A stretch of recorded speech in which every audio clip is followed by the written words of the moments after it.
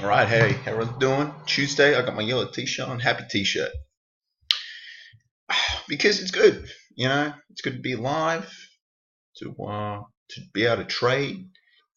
Nothing really here right now for me, but I'm just coming in with a positive mindset. It's a new month, and sticking to the rules, being sensible. Something smells in the room as well. This is the office, but all my work shoes in here. That's why. That's why. Hey, okay. So look, to everyone out there, you got to be a little bit cautious right now. Okay, I've got the pound up.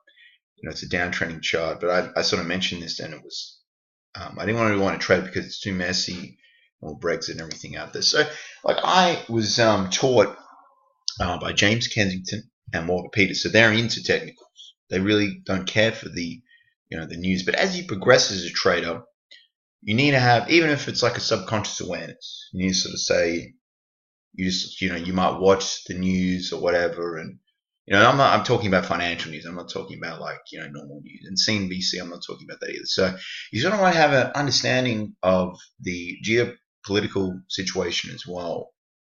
That's really key because that's probably a sell right here, but at the same time, sort of Brexit announcements. It's just something right now where there's a lot of pain possible, and this sort of stuff can happen. So you're just gonna be gotta be a little bit like this, that. I mean, that's terrible. So I'm staying away from that. I want to see what the euros are looking like. Got a bit of lag too. I got a haircut, so I'm not looking like a homeless person either. My hair just gets so ridiculously thick and curly. It's just crazy. And to the euro, no, like it's below that level. I'm just gonna have some more in my throat. So no, it's not. Got to wait like the 3 seconds something to load up when I change the time frames.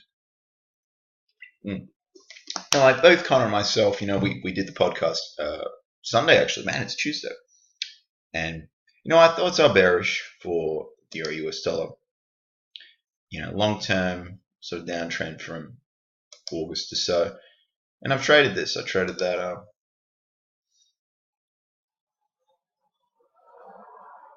What's the daily? When I traded it then.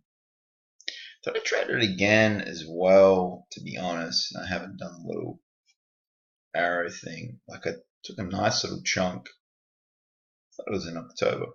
At one point, I was unrealized about 5% on the euro when I was selling off. And I wouldn't have made a video, whatever. But then it sort of popped up again, and I think it was this. I swear it was this. And then it did that, and it struck out my trailing exit. So it was at 5 odd percent unrealized. So it was at 2% locked in. So I move it every 2%. So if it was 6, I would have moved it to like 4%. So, I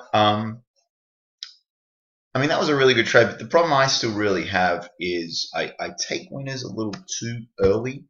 Move stops a little too soon, really. So I'm not taking. It's more moving stops a little too soon, getting a little too protective of the capital. So, Mad Forex trader mentioned a strategy, just it's small lots, and I think I'm going to just stick with 1%. I was going into the double barrel 2% job. I'm not going to do that. Just 1%, of the account size, and that's how I'm going to approach things. So, because when I saw, when you're risking like $100 or whatever, it's not quite now because of the account size. I don't know. For me, I'm just pushing a little bit. So. Everyone is different though. Okay, so that's important to take note of. But yeah, Aussie dollar. Let's get the Aussie. So I've been talking about this. The gap I don't believe is closed yet either. And let's bring this up. This is my main focus.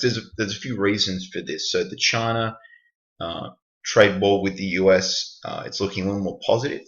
So it's early days though. And I talked about this. I said I'd wait till the London session. We're into that now. So this, honestly, is probably a potential buy trade. My main concern, though, is the gap. Now, what I want to see is probably how it reacts in the US session, if it can hold this. The real issue is it's on a tightrope because the gap is very much present. And the problem is, you really look into things, it's not fantastic news. in regards to the catalyst that led to this. So obviously they're talking China expansion and things like that, but there's not a lot of substance there. So I really wanted to see it close the gap, like a nice sell off in there, because there'd be so much more value there as well. So I probably will leave this, honestly. I've had a demo, I'd probably trade it on the demo, but I just got to preserve the capital. I was a little silly last month. I was, I was a little reckless. Euro, Aussie, and Swiss yen to finish things off, 4% risk, and it was, they were both losers, and they were both not trades. So, it's painful sometimes, but I just, if you're a real trader, you're going to remain positive. You're entrepreneurial. You're always looking for the next trade, and you learn and you move on. So that's what I've got to do. I mean, my gut instinct, I'm like, yeah, let's just get into this. I think overwhelmingly as well, my main issue is I do have a bit of a component there of fear of missing out.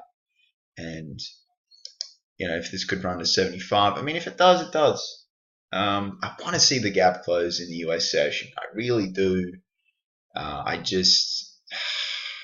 Gosh, I want to see a nice rejection candle. I just want to see it, just close the gap, because it's a 72-hour thing. If it hasn't, then it might have closed it for months. So we'll see. We'll evaluate into the US session on Wednesday night. So probably won't make a video because I'm up at like 2:15 for work at 4. And I get up early because I actually like to check the charts. Strong coffee, small breakfast. I don't want to be rushed to work. So, that's that. But that's really the Aussie dollar trade idea. So, I mean, I won't scan any more charts in the video, but that's what I want to talk about with the Aussie, because it's got the catalyst. It's obviously affected by China a lot because we export a lot to China. So that's the main trade idea. Please feel free to drop a comment or anything in regards to what you want to see or I can talk about. But that's my thoughts. Man, I really want to see the gap close before I go, because mean reversion is very strong in price action. So it's just an overwhelming thing. And I'm not going to be greedy. I'm going to let it go if it doesn't. So that's that Aussie dollar trade. No trade yet. No trades open for this month so far. Thanks for watching, guys, and bye for now.